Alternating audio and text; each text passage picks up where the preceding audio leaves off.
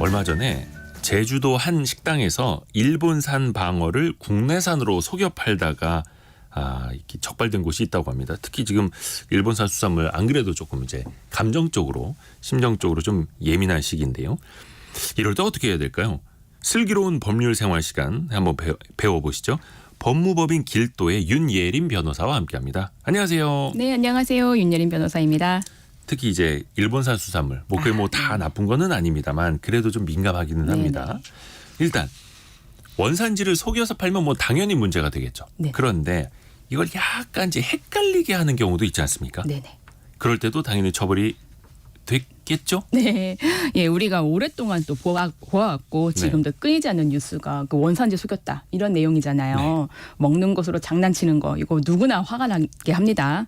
그래서 법으로도 이 먹는 것 가지고 속이고 헷갈리게 하는 행위 모두 엄격하게 금지하고 있습니다. 법은 시장, 마트, 식당 아니면 대규모 급식 식당에서 농산물, 수산물이나 그 가공품을 판매하는 곳에서는 농수산물 원산지를 엄격하게 표시하여 판매하도록 하고 있습니다. 우리가 알고 있는 원산지 표시제인데요. 이는 적정하고 합리적인 원산지를 표시해서 소비자의 알 권리를 보장하고 공정한 거래를 유도함으로써 생산자와 소비자를 보호하기 위한 제도입니다. 이 법이 그 농수산물의 원산지 표시에 관한 법률, 줄여서 원산지 표시법이라고도 합니다. 이 법 6조에서는 원산지 표시를 거짓으로 한 행위뿐만 아니라 이를 혼동하게 할 우려가 있는 표시도 처벌 대상에 포함하고 있습니다. 그래서 아까 말씀 주신 사례와 유사한 사례 한번 소개해 드릴게요. 부산 횟집 사례인데요. 물고기 원산지를 헷갈리게 표시했다가 1심에서 벌금 2천만 원을 받은 사례입니다. 이 식당은 한 수산업체로부터 일본산 활 참돔을 구입해서 조리한 뒤 판매하였습니다. 그런데 음식점 내 원산지 표지판에 품목, 도미, 원산지, 국내산, 일본산 이라고 하면서 국내산과 일본산을 병기하여 표시하였어요. 이런 거 저도 많이 봤는데. 네, 음식점 손님들은 이걸 보면서 원산지가 내가 먹는 게 국내산일 수도 있겠다라고 하면서 혼돈이 됐겠죠. 그래서 이러한 혐의가 적용되었습니다. 이 식당은 2018년 8월부터 2019년 8월까지 1년간 한 수산업체로부터 일본산 활 참돔 19,400kg 그러니까 4억 9천만 원 상당입니다. 이 일본산 활참돔을 지속적으로 공급받아서 조리한 뒤 판매하였습니다. 이런 식으로 일본산을 주로 팔면서 마치 국내산도 판매하는 것처럼 작성하게 하는 행위는 소비자를 헷갈리게 하는 행위로 판단되어서 처벌받을 수 있는 것입니다. 그런데 이렇게 쓰신 데도 저도 꽤 많이 봤거든요. 국내산, 일본산 아니면 국내산, 중국산 같이 써놓는 건데 이렇게 하면 안 되는 거예요. 네네. 근데 여기는 벌금 2천만 원을 맞았다.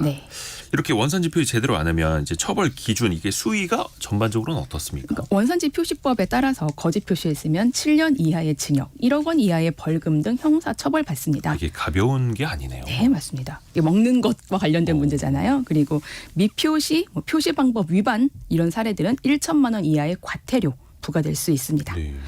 거짓 표시한 업체와 2회 이상 미표시한 업체는 업체명과 위반 사항을 국립농산물품질관리원과 한국소비자원 누리집에 공표됩니다. 원산지 표시 방법이 또 상세하게 규정이 되어 있어요. 소비자가 쉽게 알아볼 수 있는 곳에 표기를 해야 되고 한글로 기본적으로 하되 필요한 경우에는 한글 옆에 영문이나 한문 같이 병기할 수 있고요. 글자 크기는 포장 용기의 넓이에 따라서 8포인트, 12포인트, 20포인트 이상으로 기재해서 소비자가 쉽게 찾을 수 있도록 규정하고 있습니다. 당연히 이제 원산지를 표시해야 한다. 특히 이제 농수산물인 경우에는 여기까지는 알겠는데 이걸 어떤 품목까지 세세하게 다 공개를 해야 하는 거지. 왜 시장이나 식당 가면 써 있지 않는 품목들도 꽤 있잖아요. 이게 해야 되는 업과 그리고 해야 되는 종목이 따로 정해져 있는데요. 휴게 음식점 영업, 일반 음식점 영업, 위탁 급식 영업을 설치 운영할 때는 이거를 농수산물이나 가공품 원재료를 표시해야 되고요. 여기에는 판매, 배달 다 포함되고 요즘 이제 많이 쓰고 있는 공유 주방 이런 것들도 다 포함됩니다. 그리고 품목 같은 경우는 우리가 알고 있는 기본적인 농수산물 다 포함됩니다. 소, 닭, 돼지, 오리, 양, 염소고기, 쌀, 배추김치, 배추, 고춧가루 다 따로 표기해야 되고요. 두부류, 콩류, 수산물 품목에 대해서는 모두 다 원산지 표시해야 돼서 사실상 모든 재료에 대해서는 원산지 표시해야 된다고 생각하시는 게 편하실 거예요. 또 하나 이게 헷갈리는 게 수입산 재료하고 국내산 재료를 섞어서 만드는 게 있을 거 아니에요. 네네. 당연히 이제 김치에도 여러 가지 재료들이 네. 들어가고 맞습니다. 그러면 이건 어떻게 표시해야 돼요? 이게 국내에서 배추김치를 조리하여서 만들어 제공을 하면은 네. 일단 배추김치라고 표기를 하고 네. 그 옆에 괄호로 배추김치의 원료인 배추의 원산지를 표시합니다. 그러니까 이 배추는 절인 배추를 모두 포함하게 됩니다. 그리고 이제 보통 김치에 고춧가루 들어가잖아요. 그러면 고춧가루를 사용한 배추김치의 경우에는 고춧가루의 원산지도 함께 표기해야 됩니다. 네. 외국에서 제조 가공한 배추김치를 수입해서 판매 제공하면 배추김치를 제조 가공한 해당 국가도 표시해야 됩니다. 그러니까 예를 들어 설명을 드려볼게요. 네. 국내산 배추에 중국산 고춧가루로 만든 배추김치다라고 하면은 원산지 표시에 배추김치 괄호하고 배추 국내산 고춧가루 중국산 이렇게 표기를 해줘야 됩니다. 세부적으로. 네. 그러니까 중국산 배추에 국내산 고춧가루를 만든 배추김치다라고 하면은 배추김치, 배추 중국산, 고춧가루 국내산 이렇게 표기해야 됩니다. 그래서 각 주재료의 원산지를 표기해 줘야 되고, 그러니까 아예 뭐 중국에서 만든 김치를 수입한 것이다라고 하면 배추김치 괄호하고 중국산. 이렇게 표기합니다. 여기서 왜 김치는 배추하고 고춧가루만 들어가는 게 아닌데 왜 두 개만 표시하냐 이렇게 궁금하실 수도 있는데요. 2개 이상의 원재료 또는 성분으로 만들어진 음식이라면 구성 비율이 높은 2가지 원료를 표기해야 되기 때문입니다. 아하, 구성 비율이 높은 2가지 원료는 이제 표시를 해줘야 되는 거고 배추가 됐든 고춧가루가 됐든 그게 어디 건지 있는 그대로 밝혀서 써줘야 하는 거고요. 네네. 그리고 또 하나 이거 헷갈립니다. 지난번에 저희 청취자 질문으로도 올라와서 애프터 서비스 때도 한번 다룬 적이 있었는데 소를 수입을 해서 네네. 우리나라에서 몇 달 혹은 몇 년을 키워요. 네네. 그래서 이제 도축을 합니다. 네. 그러면 이 고기는 소고기는 국내산이냐 수입산이냐 이거 헷갈리더라고요. 네네. 그러니까 해외에서 태어났지만 우리나라에서 6개월 이상 사육한 후에 국내산이라고 국내에서 유통하는 소라면 국내산이라고 표기를 합니다. 그러니까 반년 이상 한국에 살면 네네. 국내산 소가 되는 네네. 거네요. 예. 근데 괄호 안에 이 식육의 종류 및 출생 국가를 함께 표시합니다. 그러니까 예를 들어서 이제 호주에서 태어났는데 얘를 이제 데리고 와서 6개월 이상 한국에서 키웠으면 국내산 괄호하고 유구 호주산 이렇게 표기합니다. 그러니까 국내산과 호주산이 함께 들어가 있으니까 사람들은 이게 뭔가 싶으실 텐데 이거는 6개월 이상 국내에서 살았지만 일단 호주에서 태어난 아이다 이렇게 생각하시면 됩니다. 야, 이거 참 헷갈리기는 하는데 이렇게 또 세부적으로 밝혀야 되는 네. 거네요. 뭐 해외에서 태어났고 해외에서 자란 경우에는 뭐 외국산, 호주산 이렇게 표기하면 됩니다. 수산물도 한번 참고적으로 설명을 드려볼게요. 수산물 같은 경우는 수산물의 원산지는 수산물이 생산, 채취, 양식 또는 포획된 국가, 지역, 해역을 의미합니다. 네. 그래서 국산 수산물의 경우에는 뭐 국산, 국내산, 연근해산 이렇게 표기하면 됩니다. 근데 수입 수산물에 대해서는 해당 수산물이 생산, 채취, 포획된 국가명을 표기합니다. 일본산 생태, 중국산 꽃게 이렇게 표기를 해야 되고요. 네. 이게 원양 있잖아요. 멀리서 잡아온 그렇죠. 원양산 수산물의 경우에는 원양산이라고 표기를 하거나 태평양, 대서양 같이 그 잡은 해역을 표기해 주면 됩니다. 와, 이게 상당히 디테일한 거예요. 예. 법으로 규정이 상세하게 다 되어 있더라고요. 야, 소고기도 그렇고 수산물도 그렇고 또 하나 아까 말씀 중에 공유 주방에서도 원산지를 그대로 이제 똑같이 표기를 해야 된다라고 네네. 말씀을 하셨는데 온 오프라인 또 배달 여기에도 똑같이 적용이 되는 거예요. 네네. 그러니까 우리가 식품을 살 수 있는 곳이다라고 하면 일단 다 원산지 표기해야 되는 곳이다 이렇게 생각하시면 됩니다. 음식점 배달 앱 그리고 통신 판매 쇼핑몰, TV 쇼핑몰 다 이제 포함되고요. 해외 직구 상품도 대상입니다. 아, 그래요? 요즘에는 해외 직구 제품에 대한 원산지 표기와 관련해서는 아무래도 원산지 표기 위반 비율이 좀 높아지고 있는 추세입니다. 국립농산물 품질 관련 자료에 따르면 농식품 원산지 위반 중에 통신 판매 비율은 2019년 6.9%에서 2013년 25%로 증가했다라고 하더라고요. 일단 원산지 표기와 관련해서 우리 소상공인 분들 잘 모르실 수 있으니까 원산지 표기와 관련해서 주의할 점 좀 알려드려볼게요. 네. 배달앱 메뉴명에 국내산이라고 표기하고 외국산 재료로 사용된 음식 문제가 되고요. 네. 상단 원산지 표시란에는 국내산으로 일괄 표시하고 하단 상세 정보에는 외국산 원료가 사용된 가공 제품 문제됩니다. 상단 원산지 표시란에는 별도 표기라고 기재를 하고 실제 원산지 표시를 하지 않은 제품 문제됩니다. 외국산 농산물을 국내산으로 표시하거나 일반 농산물을 유명 지역 특산물로 표기한 제품도 문제되고 수입 직구 제품에서 원산지 한글 표시를 누락한 제품 다 모두 단속 대상이니까 꼭 신경 쓰셔야겠습니다.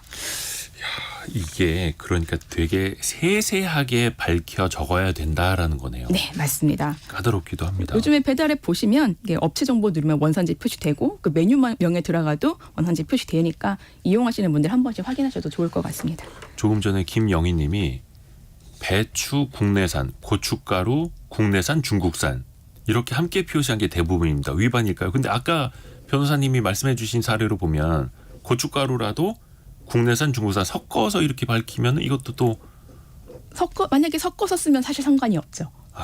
그런데 마치 실제로 섞어서 썼으니 네네. 근데 어떨 때는 국내산 쓰고 어떨 때는 중국산 쓰는데 표기를 또 이렇게 해놓으면은 문제가 될 수 있습니다. 실제로 먹는 사람이 먹는 거랑 다를 수 있으면 문제가 네네. 되겠네요. 야, 이거 복잡합니다. 또 하나들 헷갈려 하시는 게 네네. 어디는 국내산이라고 쓰고 어디는 국산이라고 쓰고 이거는 뭐가 크게 다른 겁니까? 이거는? 국산과 국내산은 법적으로 동일하고 동일하다. 차이 없습니다. 원산지 표시법에서도 법상에 국산 농산물은 국산이나 국내산으로 표기하라고 정해놓고 있습니다. 요거는 크게 뭐가 이제 문제가 되는 건 아니었네요. 네네. 그리고 이제 중간에서 조금 장난치시는 분들이 있습니다. 네. 특히 국내산인 줄 알고 샀는데 알고 보니까 유통 중간 단계에서 뭔가 속였다. 네네. 이럴 때 소비자는 그럼 어떻게 대처를 해야 됩니까? 그러니까 일단은 원산지 표시법 위반으로 이제 식당 점주들은 조사를 받게 될 거예요. 그렇잖아요. 그러면은 식당에서 일단 유통업자가 원산지에 기재된 영수증이나 거래 명세서를 주고 식당에서는 이거를 6개월간 보관을 해야 됩니다.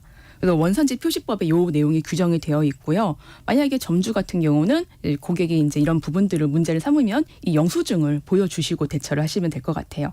그리고 만약에 이 건으로 조사를 받게 되었다라고 하면은 식당 사장님들은 업자로부터 속았다. 이런 식으로 하면서 이제 영수증을 보여주면서 증거를 하실 수가 있고, 네, 또 이제 소비자들은 어떻게 대처를 해야 되냐 이런 문제 같은 경우는 저희로서는 신고하시고, 네, 원산지 표시가 없거나 원산지 표시 위반이 의심된다면은 부정 유통 신고 전화 1588-8112 또는 국립농산물식품관리원 누리집으로 신고하시면 되고, 요즘에는 국민신문고 그 사이트가 있거든요. 네. 거기서 신고를 하면은 국립농산물품질관리원으로 사연이 넘어가서 조사가 되게 됩니다.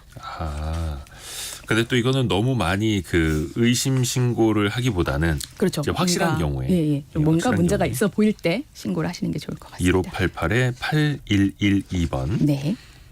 심화학습 한번 들어가 볼까요? 예를 들어서 네네. 여주에서 생산된 쌀을 가지고 네. 이천에서 빵을 만들었어요. 예. 그러면 이천 쌀빵 네. 이렇게 표기하면 어떻게 되는 네. 겁니까? 그 원산지를 혼동하게 할 우려가 있는가? 일단 이 부분을 따져봐야 될 것 같아요. 이게 하나의 사례가 있는데 강화산이 아닌 인삼을 강화에서 홍삼으로 만들어서 강화 홍삼이다라고 표기를 해서 문제가 된 적이 있습니다. 그럴 수도 있을 것 같은데. 네네. 이 사안에서 대법원은 이제 홍삼과 같은 농산물 가공품의 경우 그 원재료인 수삼의 원산지가 모두 국내산이라면 원산지를 국산이라고 표시할 수 있고, 네. 그러한 홍삼을 원재료로 하는 홍삼 절편의 경우에도 마찬가지고, 네네네. 홍삼 절편과 같은 농산물 가공품의 경우 특별한 사정이 없는 한 제조 가공한 지역의 명칭을 제품명에 사용하는 것도 법령상 허용되고 있다라고 판시한 바 있습니다. 그러니까 다 국내산이라면. 네네.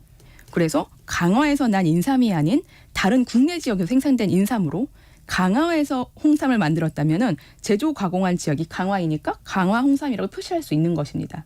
이제 아까 여쭤봐 주신 사례 같은 경우서도 쌀빵 같은 농산물 가공품의 경우에 특별한 사정이 없는 한 제조 가공한 지역의 명칭을 제품명에 사용하는 것 허용할 수 있을 것입니다. 대신에 그 원재료 쌀이 됐든 인삼, 수삼이 됐든 이거 역시 국내산이었기에 가능한 네, 거다. 맞습니다. 이렇게 봐야겠네요. 와, 오늘 정말 꼼꼼하게 많이 배웠습니다. 이게 사실 저도 많이 헷갈렸던 건데 네. 원산지 표기 이제 어디 또 식당 갈 때마다 매의 눈으로 네. 배웠으니까 매의 눈으로 더 봐야겠네요. 윤예린 변호사였습니다. 고맙습니다. 네, 감사합니다.